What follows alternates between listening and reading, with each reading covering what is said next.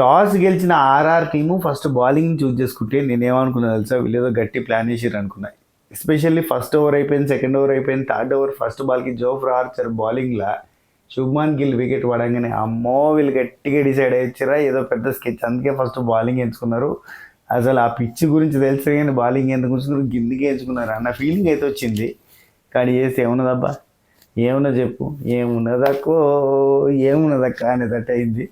Even బౌలింగ్లో ఒక Jofra Archer తప్ప ఇంకెవ్వరు బాగా బౌలింగ్ చేయలేదు. అండ్ బ్యాటింగ్ సైడ్కి వచ్చేసరికి పాపం హిట్ మేర్ అయితే పాపం యుద్ధమే చేసిండు అనాలి. And Sanju Samson captaincy innings ఆడిండని చెప్పొచ్చు. వాళ్ళిద్దరు తప్ప ఇంకెవ్వరు కూడా డబుల్ డిజిట్ కూడా చేయలేకపోయారు. It's a very sad thing about Rajasthan Royals team పరిస్థితి in today's match only. And Gujarat Titans వాళ్ళు కత్తి కటార్ ఖతర్నాక్ నెక్స్ట్ లెవెల్ ఆడిరని చెప్పాలి. ఎస్పెషల్లీ ఆ క్యాప్టెన్ అండ్ ఆశీష్ నెహ్రా గారు, వీళ్ళ కోచు అండ్ క్యాప్టెన్ తీసుకున్న నిర్ణయాలు, సరైన టైమింగ్లో సరైన విధంగా బౌలింగ్ వేయించిన విధానము, అండ్ బౌలింగ్లో కూడా ప్రసిద్ధ్ కృష్ణ దించిన విధానము, అండ్ మన ఆసామి ఎవలాలు ఇంపాక్ట్ ప్లేయర్గా మనం తీసుకొచ్చారు కదా కెజ్రాలియో, మనోడు అసలు అదరగొట్టిరబ్బా ప్రతి ఒక్కరు కూడా. Each and every person from Gujarat Titans team batting order అంతా ఖతర్నాక్ ఆడిర్రు. అండ్ అందరూ కష్టపడ్డారు. ప్రతి ఒక్కరు వాళ్ళకి తగ్గట్టుగా, అంటే వాళ్ళని ఇట్లా బ్యాటింగ్లోకి దిగిర్రా వాళ్ళంతా కృషి చేసిర్రు. అండ్ బౌలింగ్లో కూడా సూపర్ ఇచ్చిపడేసిర్రు. ఎస్పెషల్లీ బ్యాటింగ్ సైడ్ మెచ్చుకోవాలంటే దిస్ టీమ్ వెన్నెముక, గుజరాత్ టైటన్స్ వెన్నెముక. ఎటువంటి ఎటువంటి బౌలర్నైనా వెన్నుపూస పెట్టినంత ఉన్న టెక్నికల్ షాట్ ఆడగలిగే సాయి సుదర్శన్ని మెచ్చుకోవాలి. చాలా చాలా చాలా అద్భుతమైన batting from Sai Sudarshan. And మిగతా వాళ్ళందరూ రాహుల్ తివాటియా, రూదర్ఫర్డ్ కావచ్చు, రషీద్ ఖాన్ కావచ్చు, ప్రతి ఒక్కరు వాళ్ళకి తగ్గట్టుగా వాళ్ళకి ఎంత వీలైతే అంత కష్టపడి ఆడిర్రు. అన్ని డబుల్ డిజిట్లు చేసే ప్రయత్నం చేసిర్రు. రన్ రేట్ కూడా, స్ట్రైక్ రేట్ కూడా చాలా మంచిగా మెయింటైన్ చేశారు. ప్రతి ఒక్కరు ఈచ్ అండ్ ఎవ్రీ బ్యాట్స్మెన్ మంచి స్ట్రైక్ రేట్ మెయింటైన్ చేశారు. అదే వాళ్ళ విజయానికి కారణం అని చెప్పాలి. అండ్ ఇంకోటి బౌలింగ్లో కూడా ప్రతి ఒక్కరు మంచి బౌలింగ్ చేశారు. సిరాజ్ అద్రగొట్టిండు, ప్రసిద్ధ్ కృష్ణ బెదరగొట్టిండు, హర్షద్ ఖాన్ బాగా వేసిండు, రషీద్ ఖాన్ బాగా వేసిండు, సాయి కిషోర్, కెజ్రోలి, ప్రతి ఒక్కరు కూడా బాగా వేసారు. ఇటు వాళ్ళ సైడ్ వచ్చేసి రాజస్థాన్ రాయల్స్లో బౌలర్స్ అందరిట్లలో 9+ ఎకనమీ అందరు ఇచ్చారు. చెప్పాలంటే ఒక్క ఆర్చర్ తప్ప, ఆర్చర్ ఒక్కటి 7.5 ఎకనమీ ఇస్తే మిగతా వాళ్ళంతా కూడా 9+, 13, 11 అది వాళ్ళ బౌలర్స్ ఇచ్చిన ఎకనమీ. అయితే ఇటువైపు వచ్చేసి 9 అనేది ఎక్కువ, టాపే 9 ఇచ్చారు. అందరూ కూడా మ్యాక్సిమం కంట్రోల్ చేసారు, రన్స్ని కంట్రోల్ చేసారు. అండ్ బౌలింగ్ కూడా ఖతర్నాక్ చేసారు. అండ్ ఎట్లయితే ప్రెజర్లో వాళ్ళ బ్యాట్స్మెన్స్ ఉన్నారో ఆ ప్రెజర్లో ఉన్న వాళ్ళకి ఏ లెంత్లో బాల్స్ వేస్తే, ఎక్కడ వేస్తే క్యాచ్లు వేస్తే ఎట్లా చేయొచ్చు, వీళ్ళకి ఏం చేయాలి అనేది ఒక ప్లాన్, ఒక పద్ధతి, ఇటుకపై ఇటుక పెట్టి ఇల్లు కట్టినట్టు గులాబీ మొక్క గంటు కట్టినంత శ్రద్ధగా చేసిరని అనిపించింది. అండ్ మధ్యలో ఇటు క్యాప్టెన్, అటు దిక్కు మన కోచు, వీళ్ళు డిస్కస్ చేసుకున్న విధానము, అక్కడి నుంచి అతను ఇప్పుడు ఆశీష్ నెహ్రా గారు సైకిల్ చేస్తున్న విధానం, ఇదంతా కూడా ఖతర్నాక్ నడిచిందబ్బా మ్యాచ్ అయితే. ఏమంటారు చెప్పురి. ఓపెనింగ్ మనకి థర్డ్ ఓవర్లో జోఫ్రా ఆర్చర్ ఖతర్నాక్ బాల్ తోటి శుభం గిల్ వికెట్ తీస్తే, ఆ తర్వాత సాయి సుదర్శన్, జాస్ బట్లర్ ఇద్దరు కూడా 80 runs పార్ట్నర్షిప్ చేసిరు. Very nice partnership. ఈ పార్ట్నర్షిప్ని బ్రేక్ చేయడానికి వీళ్ళకి 10 overs పట్టింది. 10వ ఓవర్లో వాళ్ళ బౌలింగ్లో ఇది స్పిన్ దిగిన తర్వాతనే వికెట్లు పడడం స్టార్ట్ అయింది. అప్పటిదాకా ఎవ్వరు కూడా వికెట్ తీయలేకపోయారు. స్పిన్ దిగిన తర్వాత మన జాస్ బట్లర్ ఎల్బిడబ్ల్యూ అవ్వడము, ఆ తర్వాత షారుఖ్ ఖాన్ దిగిండు. షారుఖ్ ఖాన్ ఏం తక్కువ తినలేదు, క్యామియో రోల్ ప్లే చేసిండని చెప్పాలి. 20 బాల్ ఆడిండు, 36 runs కొట్టిండు, 180 స్ట్రైక్ రేట్ మెయింటైన్ చేసిండు. అందులో 2 6లు, 4 4లు. మళ్ళా మహేష్ దీక్షణ వచ్చి మళ్ళీ వికెట్ తీసిండు. మహేష్ దీక్షణ తప్ప ఇంకెవరు వికెట్ తీయలేకపోయారు. కానీ మహేష్ దీక్షణ తీసినా కానీ చాలా ఎక్స్పెన్సివ్ అయ్యిండు మనిషి. 13 ఎకనమీ ఏమైందబ్బా, అది చాలా ఎక్స్పెన్సివ్ అయ్యిండు మహేష్ దీక్షణ. వికెట్ తీసిన అందమే కానీ ఏమున్నది చెప్పు, ఘోరంగా రన్లు వచ్చినాయి అని చెప్పాలి. ఇక మహేష్ దీక్షణ మళ్ళీ వికెట్ తీస్తారు. రూదర్ఫర్డ్ వచ్చిన 3 balls ఆడిండు, 7 runs కొట్టిండు. అందులో ఒకటి 6 పాట దంచిండ్రు. 3 balls. అసలు ఎవరు వచ్చినా కానీ బాల్స్ వేస్ట్ చేయాలి. ఇటు సంజు శాంసన్, సాయి సుదర్శన్, లిటరలీ సాయి సుదర్శన్ గురించి ఎంత మెచ్చుకున్నా తక్కువే. ఒక నిజంగా బ్యాక్ బోన్ లెక్క నిలబడ్డాడు. అక్కడ నిలబడి ఉండి ఆపోజిట్ వాళ్ళకి స్ట్రైక్ ఇవ్వడము, వాళ్ళు ఊపడము, కొట్టడం, వాళ్ళకి వీలైనంత కొట్టడం, వెళ్ళిపోవడం, మళ్ళీ ఇంకోళ్ళు వస్తారు వాళ్ళతో పార్ట్నర్షిప్ మెయింటైన్ చేయడం. నేను రాహుల్ తివాటియా గురించి పెట్టుకోవాలి. రాహుల్ తివాటియా 12 బాల్ ఆడిండు, 24 రన్లు కొట్టిండబ్బా. అంతే, 200 స్ట్రైక్ రేట్ మెయింటైన్ చేసిండు, 2 4లు కొట్టిండు, 2 6లు కొట్టిండు. రషీద్ ఖాన్ వచ్చిండు, 4 బాల్ ఆడిండు, 12 రన్లు కొట్టిండు. లిటరల్లీ లాస్ట్ 2-3 ఓవర్స్లో రాహుల్ తివాటియా, రషీద్ ఖాన్ కొట్టిన రన్స్ ఉంటాయి చూడురి, అవి నిజంగా మ్యాచ్కి ఒక బలం తీసుకొచ్చినట్టే. అంటే 200+ చేస్తే ఆపోజిట్ టీం ఎంత ప్రెజర్లో పడుతుందో అంత ప్రెజర్లో ఈరోజు పడ్డది. అది మన కళ్ళకు కట్టినట్టు కనబడ్డది. దానికి కారణం మాత్రం ప్రతి ఒక్కరు గట్టిగా ఆడే. ఈ లిటరల్ చెప్పాలంటే ఈ సాయి సుదర్శన్కి చాలా మంచి కాంబోలాగా జాస్ బట్లర్ నిలబడితే, జాస్ బట్లర్ పోయిన తర్వాత కూడా వచ్చిన వాళ్ళు వచ్చినట్టుగా సాయి సుదర్శన్కి సపోర్ట్ చేస్తూనే, అంటే సాయి సుదర్శన్ వాళ్ళకి సపోర్ట్ చేస్తూనే తన స్టైల్ ఆఫ్ ఇన్నింగ్స్ తను ఆడిండని చెప్పాలి. అండ్ ఏందబ్బా 18th over ending 19th ఓవర్లోనేమో out అయ్యింది. అప్పటిదాకా అవుట్ కాలేదు సాయి సుదర్శన్, అట్లా స్టాండ్ బై ఉన్నాడు, ఇట్లా స్టాండ్ అయి ఉన్నాడు. లాస్ట్లో నిజంగా అంటే ఇక సిచ్యువేషన్ అది కాబట్టి ఊపుదామని చెప్పి ఊపిండు, కానీ కొన్ని అప్పటిదాకా కూడా అట్లా పద్ధతి ప్రకారం టెక్నికల్ అబ్బాయి ఏమన్నా ఆడతాడు అనిపించింది నాకైతే. నేనైతే లిటరలీ చెప్తున్నా, ఈ మధ్యకాలంలో సాయి సుదర్శన్ ఆ గేమ్ ప్లేకి చూస్తే పెద్ద ఫ్యాన్ అయిపోతున్నబ్బా నేను. అని ఇంకోటి చెప్పాలి, నాకు థ్రోట్ ఇన్ఫెక్షన్ తగ్గలేదు. 3 రోజుల నుంచి వీడియోలు చేయకపోవడానికి కారణం కూడా అదే, థ్రోట్ ఇన్ఫెక్షన్ చాలా ఇబ్బంది పెడుతుంది. ఇప్పుడు ఈరోజు కొద్దిగా తగ్గింది, అందుకని చెప్పి మళ్ళీ వీడియోలు చేస్తున్నా. నాకు 2 కామెంట్లు వచ్చినాయి, అబ్బా ఏం సీన్ అన్న వీడియోలు ఎత్తలేవని.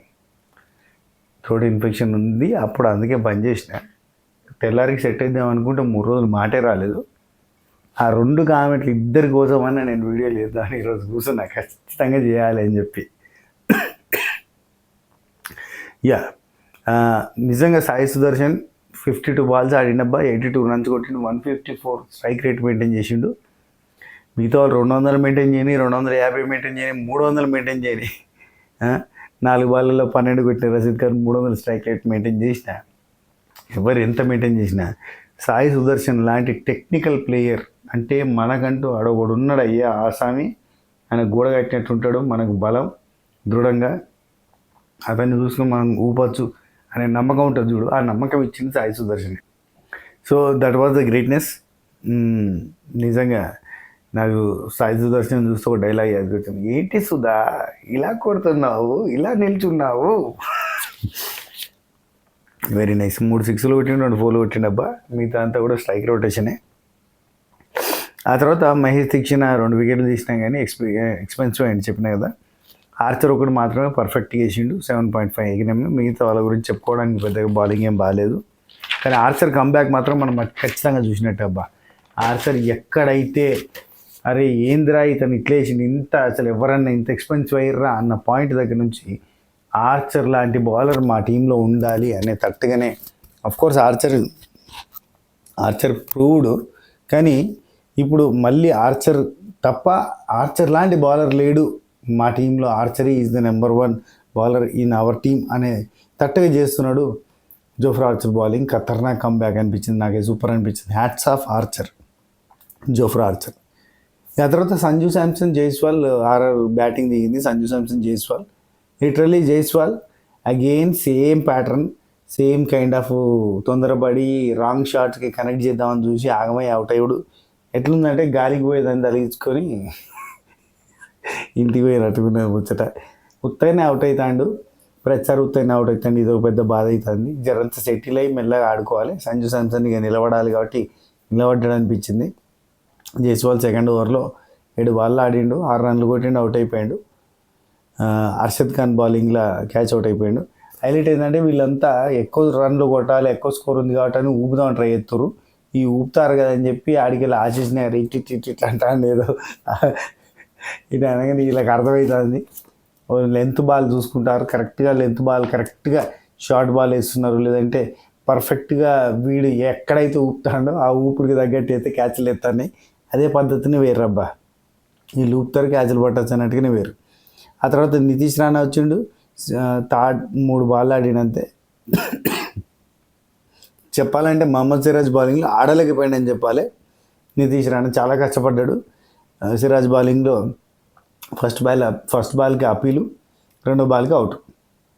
ఇక సంజు శాంసన్ ఒకడిని మళ్ళీ నిల్చున్నాడు, 28 బాల్ ఆడి 41 రన్లు కొట్టాడు, 146 స్ట్రైక్ రేట్ మెయింటైన్ చేసాడు. సంజు శాంసన్ పరాగ్ కలిసి పార్ట్నర్షిప్ మెయింటైన్ చేశారు. పరాగ్కి మంచి స్కెచ్ చేసి కేజ్రోలియా అని దింపారు.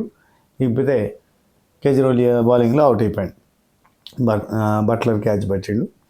ఆ తర్వాత ధ్రువ్ జురేల్ వచ్చిండు. ధ్రువ్ జురేల్కి అట్నే స్కెచ్ చేసి రషీద్ ఖాన్ బౌలింగ్లో అవుట్. హిట్మేయర్, సంజు శాంసన్ గట్టిగా నిలబడ్డారు, 50 రన్స్ పార్ట్నర్షిప్ చేశారు. అబ్బా లిటరల్లీ వీళ్ళ దానిలో హిట్మేయర్, సంజు శాంసన్ దాకా ఇంకెవ్వరు ఆడలేదు అనిపించింది నాకైతే. వీళ్ళిద్దరిదే అబ్బా డబల్ డిజిట్, ఘోరం అంటే ఘోరం. నాకు చాలా బాధ అనిపించింది. బేసిక్గా వీళ్ళిద్దరే కష్టపడ్డారు, మిగతా వాళ్ళు ఎవరు కష్టపడలేదన్న ఫీలింగ్ వచ్చింది నాకైతే.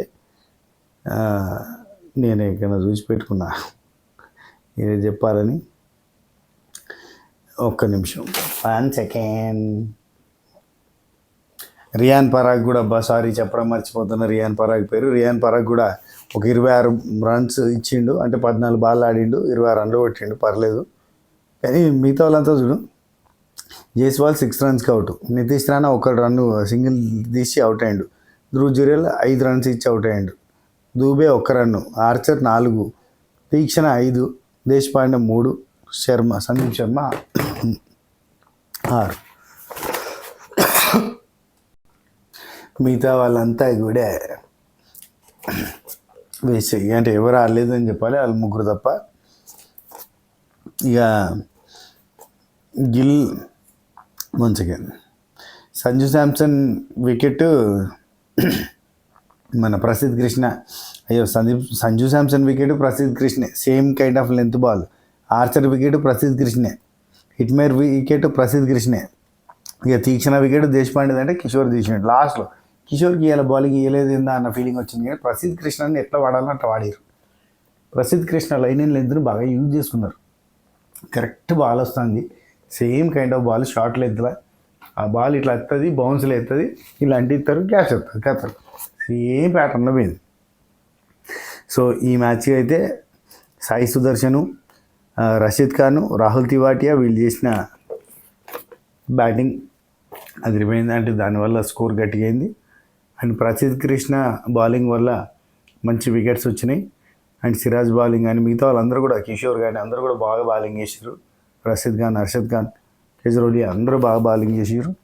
సమిష్టి bowling and batting unit of Gujarat Titans, వీళ్ళ కష్టం, వీళ్ళ కోచ్ కష్టం, ఇవన్నీ కలిపి ఈ మ్యాచ్ గెలిచారని చెప్పొచ్చు. చాలా బాగా ఆడారు. అండ్ ఫస్ట్ బ్యాటింగ్ వీళ్ళకి, అంటే వాళ్ళు బౌలింగ్ చూస్ చేసుకోవడం వీళ్ళకి వరమైంది. ఫియర్లెస్ బ్యాటింగ్ చూసినాం వీళ్ళ గుజరాత్ టైటన్స్ బ్యాట్స్మెన్స్ దగ్గర నుంచి. దానివల్ల ఏంటంటే వీళ్ళకి మంచి స్కోర్ కూడా అయింది. ఇది దా మ్యాటర్. ఇది వీడియో. ఈ వీడియో నచ్చిన లైక్ చేయండి, షేర్ చేయండి, కామెంట్ చేయండి, సబ్స్క్రైబ్ చేసి గంట కొట్టుకునే ప్రయత్నం చేయండి. కొంచెం ఇంకా థ్రోట్ ఇన్ఫెక్షన్ పోలేదు, మధ్య మధ్యలో తగ్గినందుకు సారీ. వచ్చింది ఆటోమేటిక్గా, మన వల్ల కంట్రోల్ కాలేక వచ్చింది అది. And thank you so much for watching our videos. ఉంటా, టేక్ కేర్. రేపు ఇంకో వీడియోతో కలుద్దాం. అంతవరకు సెలవు.